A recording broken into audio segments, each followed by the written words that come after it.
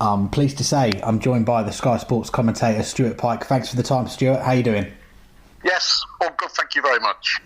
Good to hear. There's lots to get to. It's been a while since we've had you on the show. January of last year, back when we were still watching tournaments with no fans in the building. So for you as a commentator, what was that transition like from going back to having fans in the venue again? It just makes all the difference, doesn't it? Just the atmosphere, the joy that you see on people's faces, all very strange for us, because just to give you a little glimpse of what it was like behind the scenes, I mean, we could literally turn up at a tournament and have 4, 5 or 6 different little boxes, and you had to stick to that box. It was all the glass in between, and obviously you had your own microphone and your own headphones, and that's the way it was. I mean, that's the way it should be, of course. No chances being taken. And it was really, really strange to first of all go back to one commentary box, but with a little, a piece of glass between, and then eventually just one commentary box as per normal, as we saw at the back end of 2019 and the start of 2020. So it was very odd as well for us in the commentary box to go back to being able to actually talk to your co-commentator and actually touch another human being. So, I think everybody's just glad all round. If you may remember, it's the Matchplay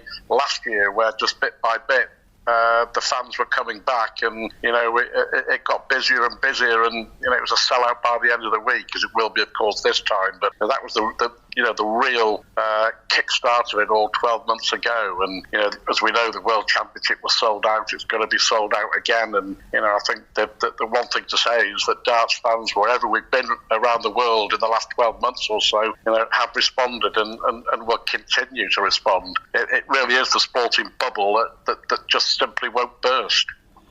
Well, I want to touch on the World Championships last year, because you were sharing accommodation with your fellow commentator Mark Webster, and you entertained us on Twitter with your videos, the Midlands Hillsbillies. We'd see Mark get annoyed with the camera, but was that all for show as well? Absolutely. I'll tell you what, he thinks he could win an Oscar. I'd say he could win a Razzie. But yeah, it was all in good fun. And hopefully we'll have the same accommodation booked for the Ali Pally this year. The Muswell Hillbillies will return. But yeah, I mean, it was great. I mean, the response we had from people, it's all a bit of fun. I think as well, it's a carry-on from when I was doing Man with a Mic during lockdown, and it just seemed a natural extension to have a bit of fun, the two of us, sharing that house in Muswell Hill. So yeah, all good fun, and let's be honest. Anybody who knows Mark Webster knows he's a bad-tempered old sod. I jest. Top guy. We become really good friends, and so we get on most of the time. Glad to hear it. And that World Championship will be remembered for that iconic 9-darter from Willie Borland to win his first round match. You called it in with the Pure Darts line, a clip which then goes viral, seen millions of times around the world. What's that like, having your voice to a moment like that, which was seen by so many people? Well, I've done so many, but for many reasons, that was just special, because it was from someone, you would have to say unexpected, but also someone up until that World Championship is that a lot of people hadn't even heard of. And he just played a fantastic game, and it was just one of those matches where I think sometimes when you enter the building, you're not quite sure what game it's going to be, but you just get a sense of that there's something special in the air, and I think that was one of those days, and Willie was, we'll never ever forget that moment, whatever he does in his career. And I would say for several reasons it was up there for me as well. I mean, I've been doing this 20 years now, along with the Michael Smith Johnny Clayton game at the Ali Pally, which it's got to be probably the top 3 of the best games that I've ever called, to the extent that towards the end of the game it was like commentating as a fan, and I got an Apple Watch, and the warning was going on, was bleeping on my watch to calm down because the heart rate was so high. So that kind of sums up the excitement of that game. But it's a terrific World Championship. I felt desperately sorry for Michael Smith. I think Peter Wright, for those 10 legs at the end, was just world-beating, world-class and unbeatable. But you just kind of felt that that Michael had a chance or two to throw for 6-4 up, didn't he, in sets, and Peter Wright never gave him the opportunity. So I think his time will come. I've banged on about it for so long and at so many tournaments that on one tournament I'm bound to get it right. Well, we're interested to know as well, as a commentator, do you look back and critique your own work or seek advice from someone else? And with a call like that for that Willie Borland 9-darter, do you get an instant feeling of, I really nailed that call, or maybe I could have said it slightly differently? Yeah, I mean, the thing is that it's spontaneity. Even when you're 2/3 of the way through your 6 perfect darts, no idea what you're going to say. I think that's the best thing about it. It's with any game or with any final. How am I going to wrap it up? How am I going to sum up what's been an epic final, and congratulate the winner and commiserate with the loser when you've done it so many times and trying to do it differently? I think spontaneity, and the beauty of it is that literally until it happens, having no idea what you're going to say at that given special moment. And since we've last had you on, there's been some sad news in the world of darts. Firstly, earlier this year, we lost Nigel, Pearson, one of your colleagues on Sky. I'm not sure if you two shared the commentary box too many times, but you obviously got to know each other well working for the Sky team. What are the memories that will stick with you from working with Nigel? Just very, very sad. I mean, in the early days, we did share the comms box quite a lot, but yeah, just a very good friend and a great character, an absolute tragedy. There isn't a day even now that doesn't go by without me thinking of Nigel. And his daughter Sarah posts on Twitter pictures of her dad, which brings back so many memories. And it just goes to show how cruel this world is, that somebody so vibrant and so happy and with so much to live for was taken from us. And the fact that it was standing room only and some people couldn't even get in the church at Nigel's funeral just go to show in such high esteem and what people felt about him and what people will feel about him for a long time. Definitely. And just last weekend we sadly lost John Gwynne after his long battle with cancer, and John, along with Sid Waddell, Dave Lanning, they were an iconic trio for darts in the box. What legacy do you think John's going to leave behind? Well, I mean, the voice, John had the voice, didn't he? He never needed a microphone, but the three of them, Sid and then Dave and now John, all gone. I was saying this week in a tribute to John, which summed it up perfectly, that it was darting, or the darting holy trinity, and it was, and they played such a part in putting the sport where it is today. When I joined in 2003 as the fourth member of the team, and very much a nervous outsider, wondering what to expect from these three legends. But within days they became very firm friends. I have great respect and love for them all. And John, ironically, my wife and I were supposed to be going to see him either this week or next. I spoke to him not so long ago, and we were messaging, but obviously I was in touch with his son Andrew, and he went downhill very quickly. And I think that's the only good thing that you can say, that hopefully at the end he didn't suffer too much. But a darting icon, like the others in the Sports Hall of Fame, and deservedly so. There'll only ever be one Sid Waddell, one Dave Lanning and one John Gwynne. That's the best thing I can say. And just a final word on John. I don't think he want people to be sad. I always think that when John came into a room that people smiled. I think people should still smile today when they think of John Gwynne. Yeah, agreed with that. Some nice words. And we last heard John commentate a little bit on the World Seniors earlier this year, a new event on the darts calendar. Did you manage to catch any of those senior events? What did you make of it?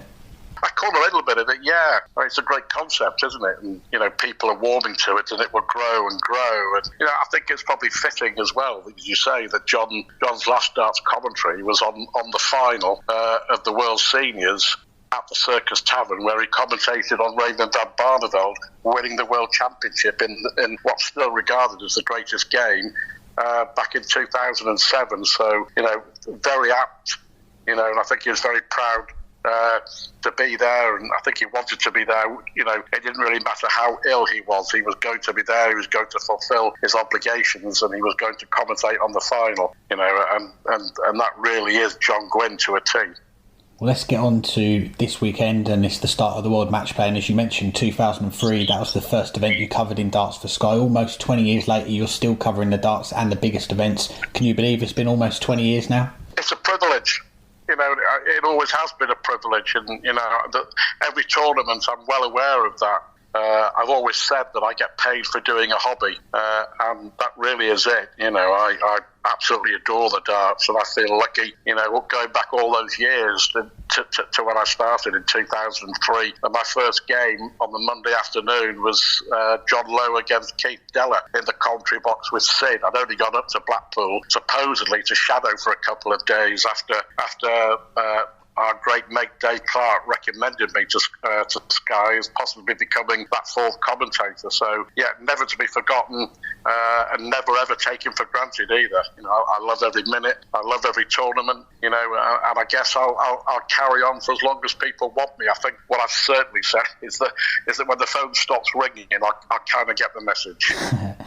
Good to hear. Well, the field for the match play, that was only confirmed on Monday, the draw shortly after. But do you know yet which games you're going to be commentating on in the first round? No, not yet. We'll get a rota normally a day or so before the tournament starts. I know we say it at quite a lot of tournaments, and each year possibly at the match play, but for me it is the strongest field ever. And the quality there. Back in the old days, and I'm talking about 2003, 4, 5, 6 sort of thing. You would probably say that there were maybe 2 games where there's a possibility that the top seeded players would lose. On this one, there's so many games that you would say are too close to call, and in fact couldn't call it. The standard of the qualifiers. Don't forget, one of the qualifiers, or one of them not in the top 16, Adrian Lewis, for goodness sake. Adrian Lewis has had to win a Players' Championship to make absolutely sure that he's playing at Blackpool. It's great to see the debutants like Martin Luckman and Madars Razma. And what about the renaissance of Andrew Gilding? Who would have expected that? We remember his fantastic performance when he nearly beat Michael Van Gerwen at Butlins at Minor. I think it was the Players' Championship, wasn't it? Or it might have been the UK Open, I can't remember. But his career looked to be over. But at stages in the last few weeks, he's been unplayable. And the fact that he's played Michael Smith, for me, causes a little bit of a problem, because I've gone each way on Michael Smith to either get to the final from that bottom half of the draw, or in fact win it on Sunday week. Definitely jinxed Michael now, because myself and Burton have both tipped Michael to go all the way. But we've also got the first women's World Matchplay taking place next week, and we obviously know Lisa and Fallon are going to be the favourites, but how important do you think this event is going to be to help drive the ladies' game forward? Massive. Obviously Fallon's fairy tale at the Ali Pally when she beat Ted Everts and Menchur Sunovich a couple of years back. I mean, that didn't just put women's darts on the map, it put darts on the map. The amount of publicity the sport got from those few days, you just couldn't buy. But I think in many ways this is more important. The PDC have done absolutely brilliantly with the way that they have taken the women's game forward. There was a great clamour after Fallon's brilliant performance at the Ali Pally for the PDC to do this, that, and bring in this, and get more truck. But what they've done is that they've taken a good look at it. And they've taken their time, and then they've decided that there's going to be a women's series, then places up for grabs at the Grand Slam, places up for grabs at the Ali Pally, and now more women's. It's the one thing I think that you can say about the PDC, they get it right time after time, is this evolution, not revolution. And they take it at the right pace. But I think the women's match play, for what's at stake as well, and £10,000 for the winner, all played on finals day, so it has a real feel of a big event for the ladies. And I think in many ways that the hopefully the publicity it'll garnish from this, and also the performances of some of them, will make it extra special. The only sad thing for me is that Bo Greaves didn't have a crack, and I understand that she's feeling loyal and she wants to stay where she is for the moment in the WDF, and I totally understand that. But I think there's going to come a time when she won't be able to resist the lure of playing in the PDC Women's Series and seeing, dreaming, what might become, because there's no doubt that she is an absolute massive talent. But yeah, looking forward to it. I'll be commentating on that before doing the World Matchplay final itself next Sunday. You've got to say that it's difficult at the moment to see beyond either Lisa or Fallon. Yeah, we can't wait to find out. And then lastly, before we let you go, we can't go without mentioning your beloved Everton. Just about survived relegation at the end of last season in the Premier League. But as the new season draws closer, has that new season optimism returned for you yet? Well, I think it's just been, a lovely, relaxed few weeks since the end of the season. I think that the only way to put it is that following Everton is like being in permanent purgatory. And I went to the game against Brentford at Goodison Park when they lost 3-2 in an absolute thriller. And the match that they won at Crystal Palace, against Crystal Palace in the event to stay up, I was actually at the O2. It was the Premier League darts night at the O2. I just couldn't concentrate. I think for the last half hour I might well have been on air with Mark Webster. I think if you ever watch it back, you might think, well, he's not saying much, is he, Stuart Pyke? Some people would say that's a very good thing anyway.